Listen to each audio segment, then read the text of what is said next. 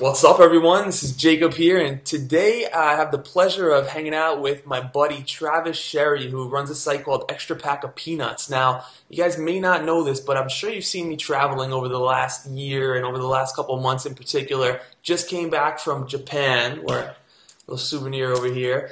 And before that, I was in Manchester for a month. I'm probably going to head to Hawaii in the next month or two. And I, went to Bali, I went to Thailand, I went to California. I went to all these places in the last year, and you're probably wondering, like, how the hell do I do that? So today I'm going to talk to Travis, who is an expert in helping people figure out, one, really how to travel when they don't know how to do it. Either they feel like they have no money, or they feel like they're just not sure how to make it happen. And really, by watching this conversation, what you'll be able to understand is how you can travel anywhere in the world for relatively next to nothing. So by the time you're done watching this video, you'll be equipped with the information you need to take action right now and get yourself wherever the hell you want to go. So Travis, thanks for joining us, dude. Hey, the pleasure's all mine. I'm a big Sensei fan myself, so getting to speak to your readers, I'm sure it's going to hit a chord because a lot of people are doing a lot of awesome stuff from your site. So I hope some of that is they want to travel, and I'm going to show them how to do it. Yeah, dude, and you've been my secret weapon behind the scenes as far as figuring out my travel stuff. Both my trip to Manchester, you were clutch with that, and my trip to Japan with my dad. You're just a ninja, and me, I really dislike looking up all the travel stuff and having to figure out all the little things here and there, but you approached it in a way that's so practical, and just having you there for me was like godsend. So just appreciate you and all your help, dude, so thank you. Oh, well, like I said, it's my pleasure. You've helped me a ton, man, so anything I can do to give back, and I love doing it. So for me, it's, when people call me or email me and ask, how do I do this, how can I do it? Like, I get excited, I want to help people do it. So it's never really any skin off my back because it's fun to do for me. And it's a challenge, putting together your itinerary. Like, I'm going to Manchester in whatever it was, 2 weeks. Yeah. What can I do? Yeah. All right, we've got a little bit of a challenge here. So it worked out, got you to Japan, and then hopefully to Hawaii as well. So, dude, if I can't go those places, I might as well help other people do it, Right on, man. Well, before we dive too deeply into the chat, before we flipped on the recording switch, me and you were talking a little bit about our overall state, how we felt today, and I was telling you how I felt kind of shitty, actually, and it was almost something I wanted to bring up because on Sensei, it's easy to get this impression that I'm always in a really, extroverted kind of enthusiastic, holy shit, live our best, live life is good. Everything's awesome. Yeah.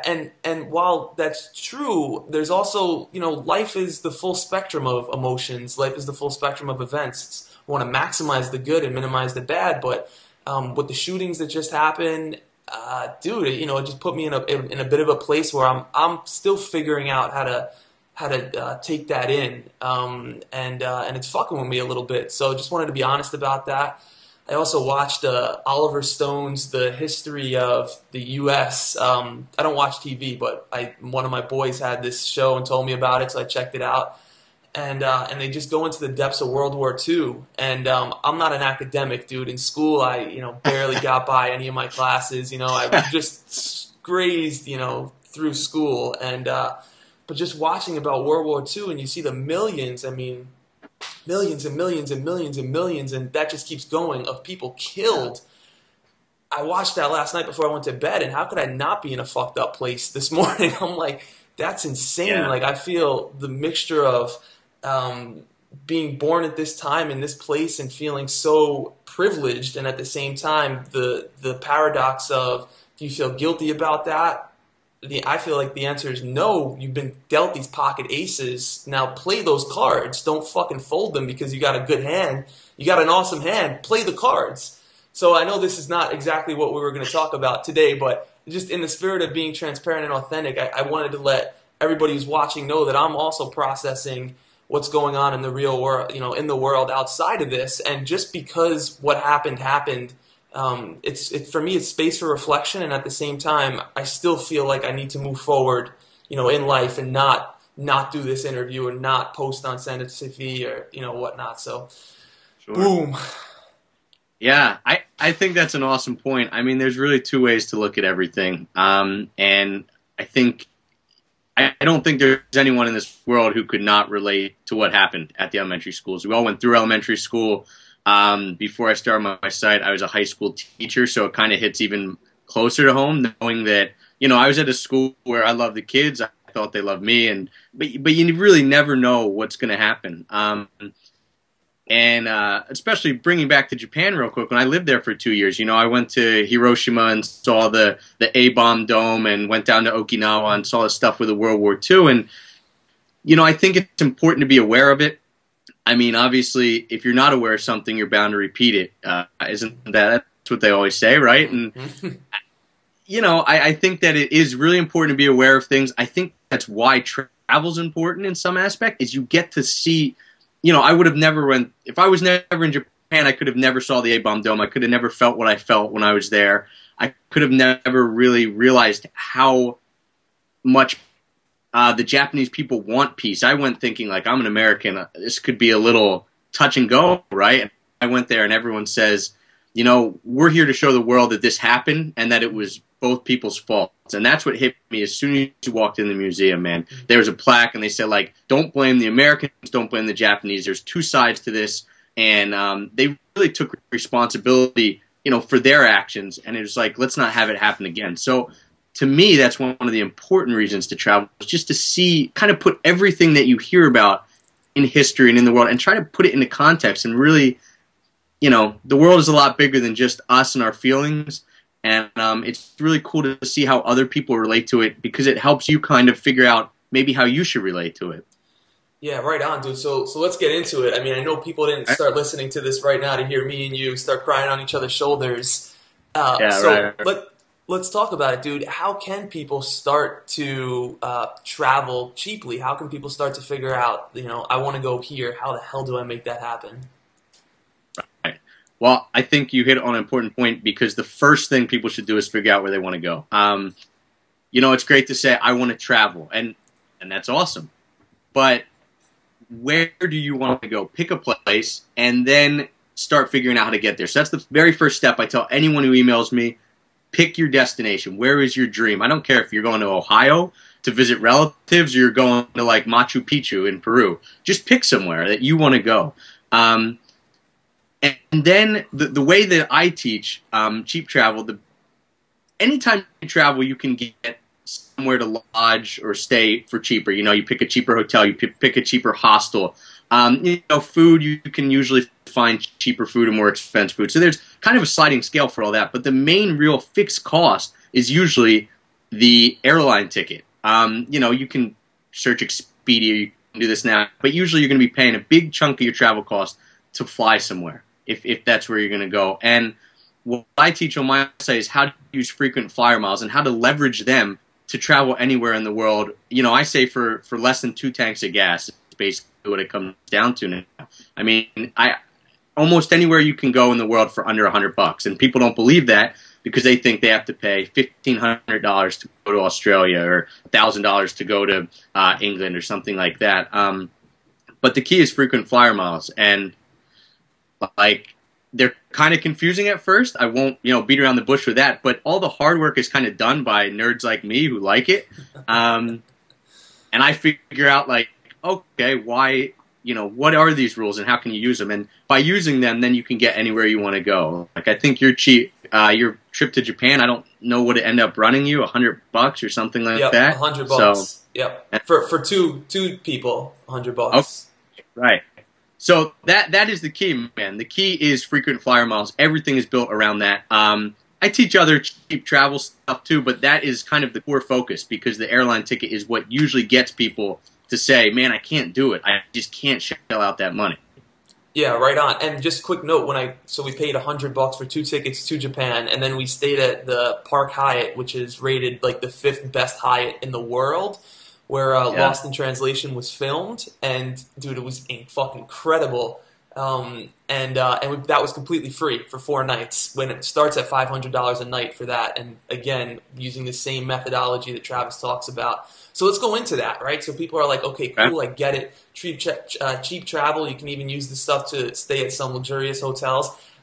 Somebody watching this right now who's not too familiar with it, how do they get started? Let's say they live in New York and they want to go to Australia. You know, what's the approach they take to make that happen right now? All right, yes. The first thing I say, pick a destination. So they picked Australia. Great, awesome.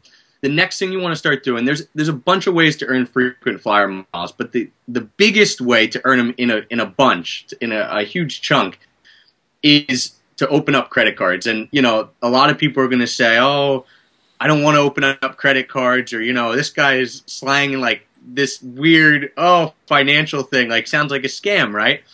The truth of the matter is, credit cards will give you tons and tons and tons of frequent flyer miles. And as long as you are paying off your credit card, you're really taking advantage of the system. I won't get too deep into, you know, why, but everyone knows a lot of people default on their credit cards and pay tons of interest, right?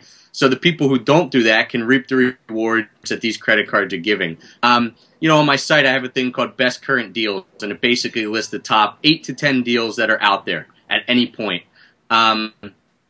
Right now, the number one deal, there's 2 Citibank American Airlines cards. And if you get both of them, you know, you'll end up with 100,000 American Airlines miles, which, to put into perspective, my sister just took a trip. She went Philadelphia to New Zealand to Tokyo to visit me back when I was in Japan, and then Tokyo all the way over to Spain. So she basically went around the world the long way, and it was 97,000 American Airlines miles. So she still had, you know, she still had miles left over at the end. So that is the number one way to do it. And there's a lot of things I write on my site about how to be careful with credit cards and stuff like that. But if you have good credit, and if you are cognizant of your bills and you're not spending anything you wouldn't spend anyway that you pay in cash with now, grab a few credit cards, you get huge sign-up bonuses, and then on top of that, every time you swipe your card, you're getting a mile or 2 miles for every dollar. So it adds up over the long run. You know, you spend $20,000 in a year, $30,000, whatever it is. You know, we're not high rollers by any means, but I can't tell you the last time I paid cash for something. I can. I went over the bridge from New Jersey to Philadelphia. I looked at my wallet and was like, I don't have my Easy Pass on me, right? I hope I have cash. Yeah. And there was like $5, and that was it. And that's the first time I used cash in like 3 months. So, wow. Number one way to get frequent flyer miles. There's plenty of other ways to do it without credit cards if you can't. But that's how you're going to get the big chunks that you can stay at the awesome resorts and you can fly around the world for really, really easy. Okay, cool. So we'll link to that. We'll make sure we link to your page that has the top resources. And then you already mentioned the one right now that if someone wanted to go from New York to Australia, or just kind of the best deal that exists right now. So they're done watching this interview. I'm going to encourage them, if this is something they want to do, to take action now, sign up for the cards now. They sign up for the cards. Then what's the process? Do they need to spend a certain amount of money? How long till they get the points? Once they have the points, how do they figure out the best application of the points? What else do we need to know to get people where the hell they want to go after watching this conversation right now? Yeah, great question. You sign up for the cards. They'll come in the mail. Then there's usually a minimum spend requirement. Some cards give you the points right after you spend it one time. So I've had cards where I've literally went to McDonald's, spent $1, swiped the card, not touched it again, got the point. But most of the better ones have a minimum spend requirement. And for example, the 2 cards I mentioned, the Citi cards, each of them are $2,500 in 4 months, I believe. So together you're spending $5,000 in 4 months. Not really unreasonable by most standards if you just use them for your normal purchases.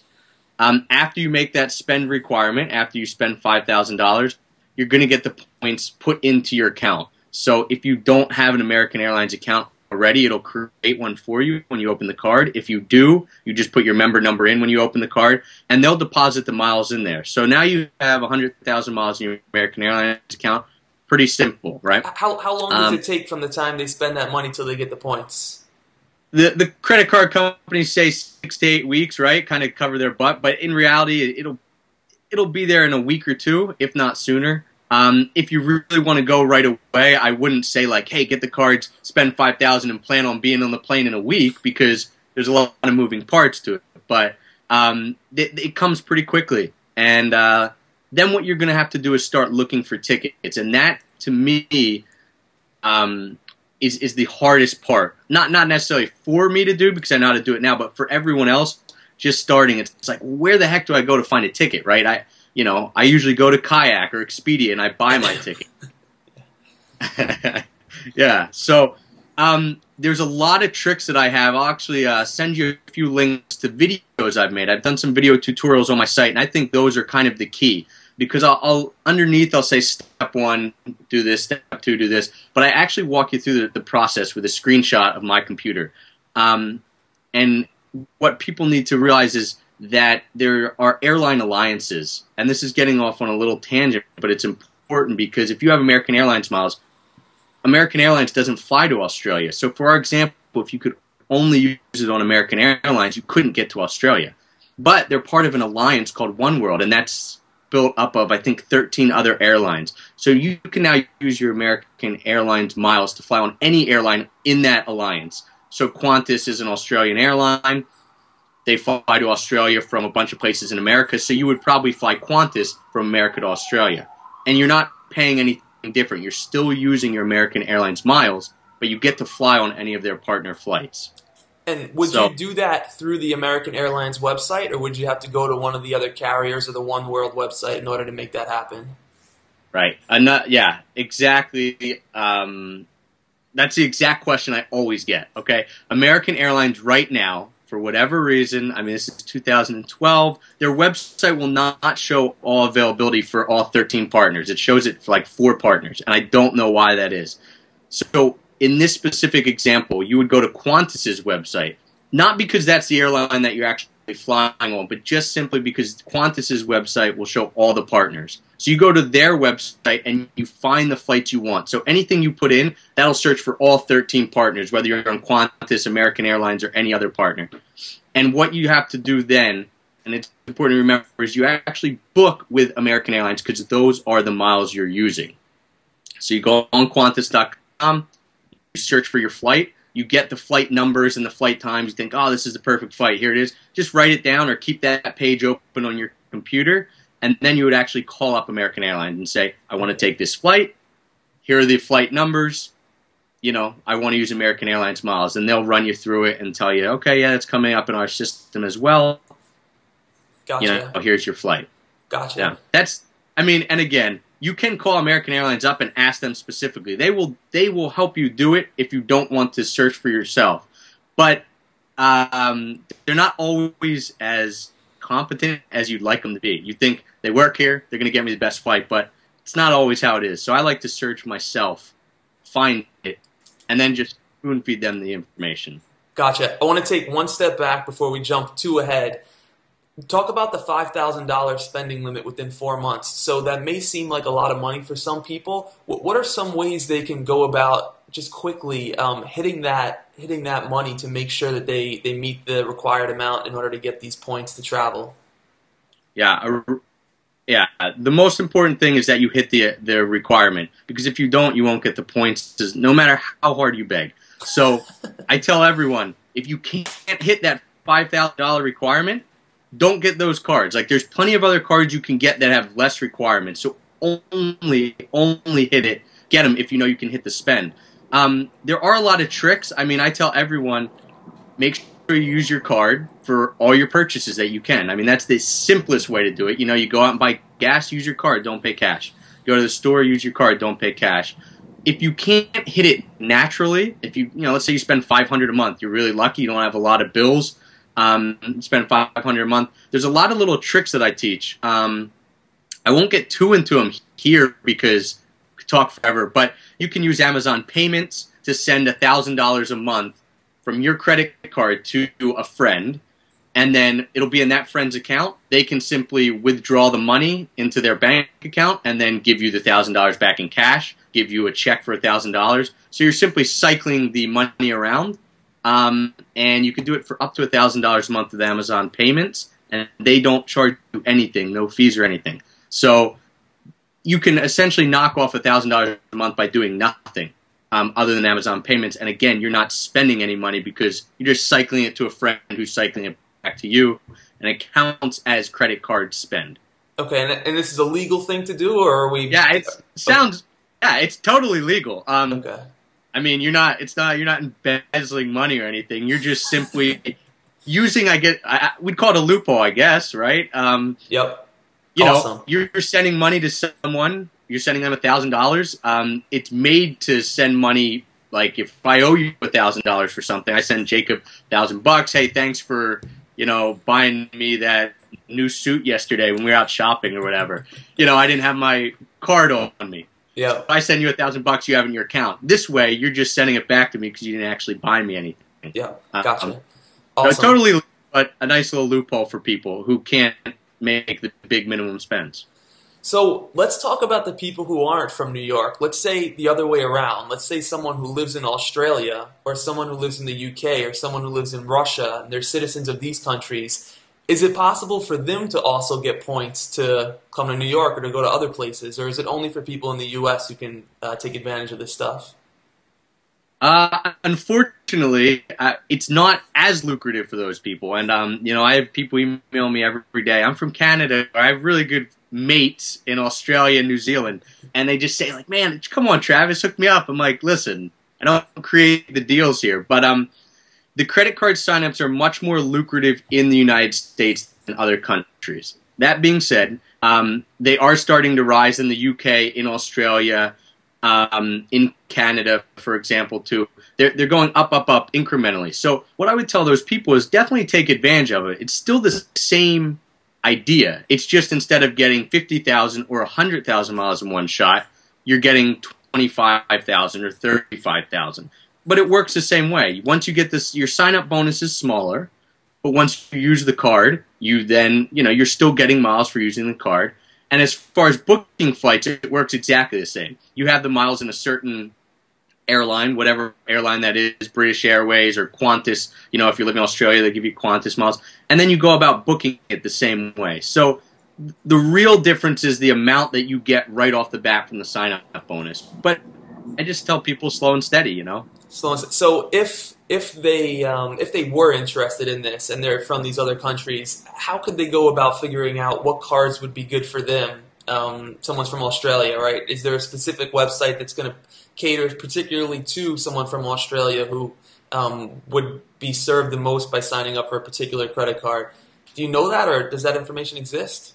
It does. It's like I said, because it's less lucrative, there's less information about it because less people get involved, right? In Canada, there's a really, really good website of a guy, I know him from doing what I do, called rewardscanada.ca, and he is, all about reward credit cards, whether you want to travel or get cash back or anything like that, and he runs an awesome site. I always tell people to head there if they're Canadian, because his advice is a lot better than what I can give because I'm not in that market. Yeah. In Australia, there's a forum, a frequent flyer forum called Flyer Talk, and it's a really big forum in America, but they also have an Australian branch. So I've checked that out a little bit because I have an Australian friend, and it has some good information there. So that'd be a place I'd start if I was Australian. For everyone else, I'd start by just Googling something like travel credit cards Russia, travel credit cards UK. Awesome. And you'll find stuff pretty quickly. And like I said, you can do it. I would never tell someone not to start just because the sign-up bonus isn't bigger, because you're still getting miles and you're still going to go somewhere. It just takes a little more effort in the beginning. Right on. So I can hear the haters, or I can hear like the older generation, maybe. No offense to you guys out there, but people who just aren't as familiar with this kind of stuff, I can hear almost like that nagging voice saying like, "But you're gonna screw up your credit score." So tell us a little bit about that. Like, how does this play into our credit score? Is there something we should know about opening too many cards at a time or having too many cards open? What do we need to know? Will this affect our credit score, and how can we optimize it through some best practices? Yeah, another awesome question, and the one I got asked so much that I just created a post about it because I thought, I'm telling people like I'm not sure or whatever in the beginning when I started. I made a well, what I consider a really awesome post. I'll let you guys decide that, but we'll link to that too. But in what I did was I took my credit score from when I started, and even a side note is if your credit score isn't above 700, that's kind of the threshold where you'll get approved for the best credit cards. When I started, my credit score wasn't above 700 when I first started looking at frequent flyer miles. There's a health bill that I forgot about, went to collection. I never even knew because I was moving around so much. And I was like, what is this thing? So I actually went through the steps to raise my credit score up to, it's like the mid 700s now. And I would tell everyone, even if your credit score is that like lower right now, just work on it because, in 4 months I was able to get mine up. Then I got the best credit cards. Now I'm flying all over the world. But if your credit score is above 700 already, you're probably going to get approved for the cards. Basically, what the post will tell you, and I show it with my personal example. You can see all the graphs from it and my Credit Karma and Credit Sesame scores. The more credit cards you open, the higher credit limit you have. And I explain it this way to people. You're just more trustworthy. If you paid back 10 cards, then the 11th card is going to come and say, well, he's paid back 10 cards the whole time. He's more trustworthy than someone who's only paid it back once to one card. So initially when you open up a credit card, you'll get an inquiry on your credit score, and it'll lower your credit score 2 to 5 points just because they're pulling your credit. That'll bounce back up in a couple months, and it'll fall completely off your credit score in 2 years. So that's a minor thing. The bigger thing is, if I'm at 750, will I ever be, 650? And like I said, the more credit you have, as long as you're paying it off, the more you have and the more you show how trustworthy you are, the better your credit's going to be. So at this point, in the last year and a half, I've opened up 15 credit cards maybe. And I'm not saying everyone should do it. And don't go on my site and open up 15 credit cards in one day because that's not going to work out. But what is the limit? How many should they open up at a time? Again, kind of your credit score is going to react differently every single person, right? If you've been building credit for 10, 20 years, you're pretty safe because you've had that good credit score for a while. So I would tell you could open up 2, 3, 4, your first time around, right? If you're new, like I get a lot of college students and younger people wanting to figure out how to do it, I tell them, pick 1 or 2 cards right off the bat. Don't go crazy. Pick 1 or 2, get the ones that you want. Watch your credit score for the next 3 months. How has it been affected? If it hasn't been affected negatively, and if your credit score is still high, then start to consider a few more. The most I've ever opened up at one point has been 5. So I advocate, it sounds crazy, dude. Listen, 2 years ago, I had 0 credit cards. I had 0 frequent flyer miles and 0 credit cards. I was 28, and I had never had a credit card just because, I can't even tell you why. I just, I paid cash. I thought credit cards, I don't need that. What's the point of them? Why? I just pay cash. I just didn't have any concept of what was going on. And so I'm living proof that it doesn't matter how old you are when you start or how young you are, really. The younger the better, build your credit and have it established. But I advocate doing a thing called an App-O-Rama. And this is maybe after you've opened up 1 or 2 cards and kind of seen how it has affected your credit score. You open up 2, 3, 4 cards on the same day. You make the minimum spends on them, you get the miles, and then you wait 4 months. By that point, those inquiries have kind of started to bounce back up your credit score, and then you can start looking at credit cards after that. So I open them up about every 4 months, give or take. All right, let's not go too deep in right now. I want people to take action now. So you've watched the interview, you listen to the conversation. If this is something that's still resonating with you, if you want to travel, you weren't really sure how, I think we just did a pretty decent job of laying out how you can take action now. And we'll put the links below for you to get started doing this now. I can't tell you how helpful Travis has been for me over the last couple months. I've only known him for a couple months. And even if I had to pay Travis, I don't know if he does consulting. I think maybe he did at some point. But even if I had to pay Travis $100, $200, $300 do you know the amount of money that I would have saved to go to Japan, to go to England for a month, to stay at the Hyatt, to do all these insane things?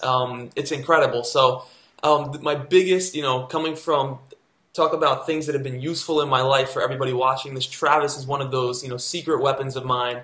And he has a guide, I think being released today or this week, that I've been working with him on behind the scenes as far as launching it and figuring out, how to get it out there. So tell us a little bit about the guide, who it's for, what people watching this may want to dive into it for, and I think we'll leave them with that.